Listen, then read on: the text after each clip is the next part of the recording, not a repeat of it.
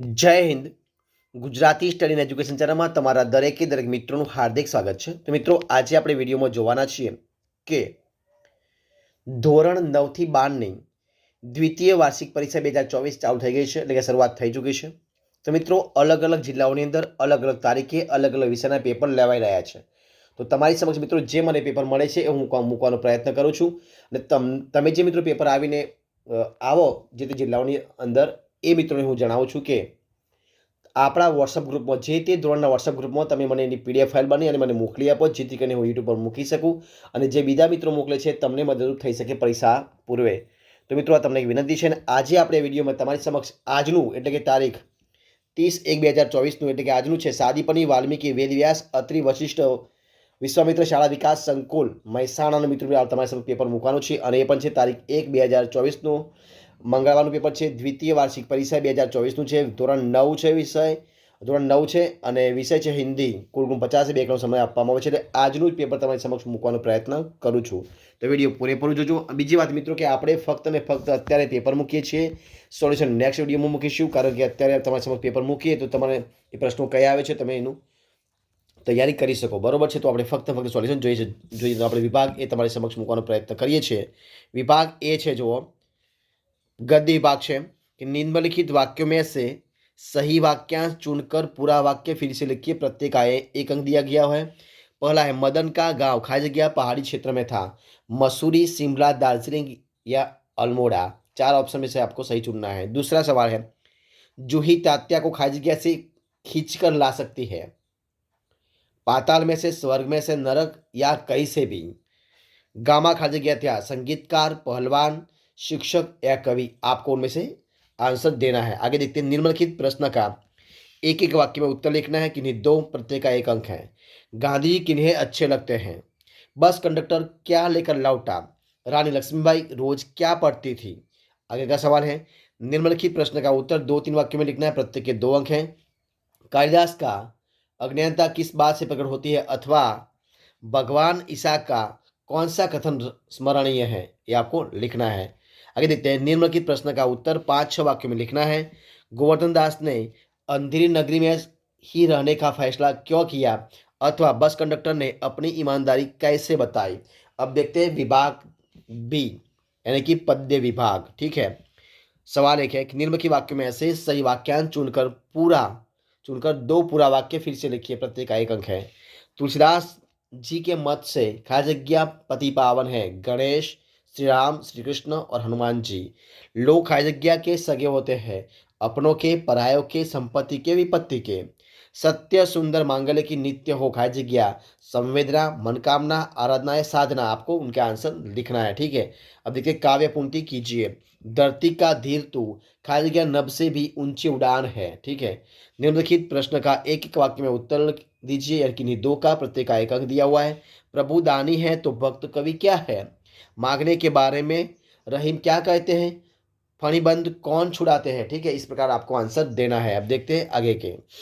निम्नलिखित प्रश्न के 2-3 वाक्यों में उत्तर लिखना है. प्रत्येक के 2 अंक हैं.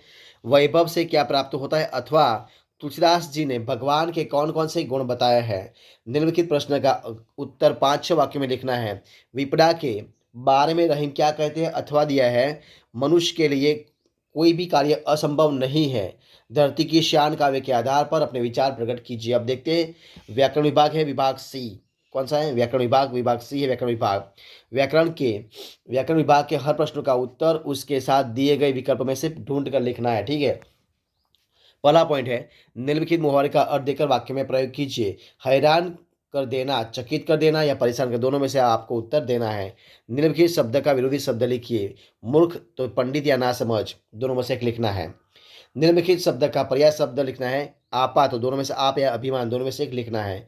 निम्नलिखित शब्द समूह के लिए एक शब्द लिखना है. अच्छी तरह से प्रसिद्ध हुआ हो, अनजाना सुप्रसिद्ध, वो 2 आपको लिखना है. ठीक है. निम्नलिखित वाक्य में से भाव संज्ञा बताना है आपको. तो आपत्ति थोड़े समय के लिए हो तो अच्छी है, आपत्ति या समय. निम्नलिखित वाक्य में से विशेषण बताइए. मनुष्य की भावनाएं बड़ी विचित्र होती है, भावना या विचित्र. निम्नलिखित वाक्य में से कर्तवाचक संज्ञा बताइए. कालिदास संस्कृत भाषा के महान कवि के रूप में प्रसिद्ध है. संस्कृत या कवि, दोनों में से आपको चुनकर लिखना है. निम्नलिखित कहावत का स्पष्ट कीजिए। एक पन दो काज, यानी कि एक साधन से दो कार्य होना या एक ही रास्ता पकड़ना, दोनों में से एक आपको आंसर देना है। ठीक है, संधि विच्छेद करना है। तो देखिए, परोपकरा क्या है, परोपकरा, तो पर वत्ता उपकार या परो वत्ता पकार, दोनों में से एक लिखना है। निम्नलिखित शब्द का उपसर्ग दीजिए। बेईमानी, तो बे या तो ई, दोनों में से एक बताना है। निम्नलिखित वाक्य में से शुद्ध वाक्य पहचान कर लिखना है। तुम्हारी स्कूल कहाँ है या तुम्हारा स्कूल कहाँ है, दोनों में से एक आपको लिखना है। अब देखते हैं दोस्तों विभाग डी में क्या है, तो लेखन विभाग है विभाग डी ની અંદર अंदर तो परिच्छेद को पढ़कर नीचे दिए प्रश्नों के उत्तर लिखना है। ठीक है, तो परिच्छेद आपके सामने है। गीता जीवन की कला सिखाती है। जब मैं देखता हूँ कि हमारा समाज आज हमारी संस्कृति के मौलिक सिद्धांतों की अवहेलना करता है, तब मेरा हृदय फटता है। आप चाहे जहाँ रहे, परंतु संस्कृति के मौलिक सिद्धांतों को सदैव साथ रखें। संसार के सारे सुख क्षणभंगुर एवं अस्थायी होते हैं। ठीक ठीक है, इस प्रकार आपको, और वास्तविक सुख हमारी आत्मा में ही है। चरित्र नष्ट होने से मनुष्य का सब कुछ नष्ट हो जाता है। संसार के राज्यों पर विजयी होने पर भी आत्मा की हार सबसे बड़ी हार है।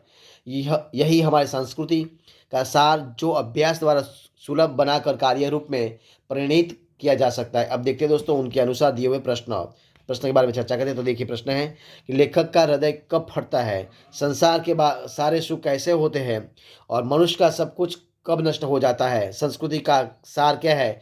इस परिच्छेद के लिए एक उचित शीर्षक दीजिए। ठीक है, अब देखते हैं आगे। निम्नलिखित रूपरेखा के आधार पर कहानी लिखकर उचित शीर्षक देना है। ठीक है, तो पढ़ाई में कमजोर होना पढ़ाई में कमजोर लड़का, 2 बार एक ही कक्षा में अनुत्तीर्ण होना, जंगल में आत्महत्या करने जाना, वृक्ष पर चढ़ने लिए बंदर के बच्चे को बार बार गिरते और प्रयत्न करते देखना, अंत में सफलता।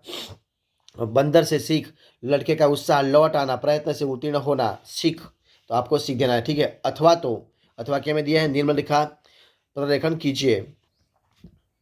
अथवा में दिया हुआ है, निम्नानुसार पत्र लेखन कीजिए। 7 सफल होम शाहीबाग अहमदाबाद से वैदेही पटेल वलसाड निवासी अपनी सखी यशवी को व्यायाम का महत्व बताते हुए पत्र लिखती है। तो आपको पत्र लिखना है। ठीक है, अब देखते हैं।